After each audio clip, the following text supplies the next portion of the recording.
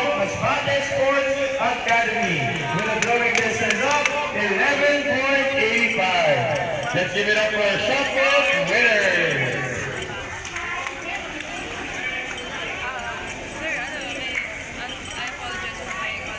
Okay, moving on to our discus throw. We have your bronze medalist, Cristel Alzaba Gustavo P. Macapagal Elementary School with a throwing distance of 18.65. Moving on to our silver medalist, we have Roxy Sierra Gabriela of Masbate Sports Academy.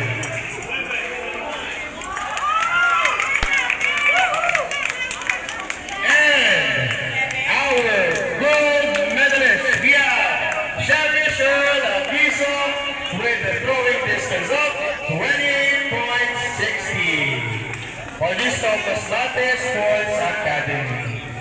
Let's give it up for our shot discus throw winners. And last, for our tournament round winners, we have for bronze medalists, we have Salva Cristelan from Gustavo P. Macapagal Elementary School. The throwing distance of 10.61.